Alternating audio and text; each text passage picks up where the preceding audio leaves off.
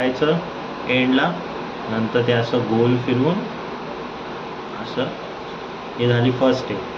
Second पण तसंच असं लास्ट एंडपर्यंत घेऊन यायचं आणि गोल फिरवायचं, ठीक आहे, ताकी आपलं जे आहे एकदम फ्रीली हँड मूव्ह होऊ शकतो। तर त्यामध्ये फर्स्ट काय, close close open, close close open, close close open.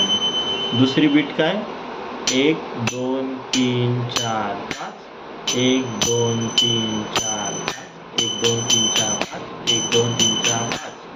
आता हे जेव्हा मिक्स करायचे असतील तेव्हा आपण काय करतो, तर पहिलं जे आहे 1 2 क्लोज क्लोज, आणि नंतर जो ओपनचा पॅटर्न आहे त्या जागी 1 2 3 4 5, 1 2 3 4 5, 1 2 3 4 5, आणि जे आपण सोडलेलं लास्ट टाइम ते ओपन।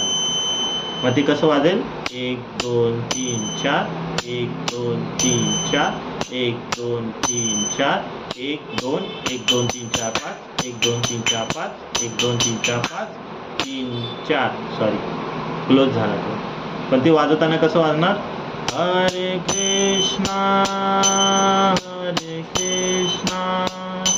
कृष्णा कृष्णा हरे हरे, हरे राम राम राम हरे हरे, हरे कृष्णा।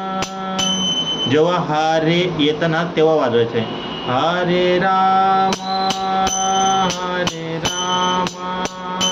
राम राम हरे हरे।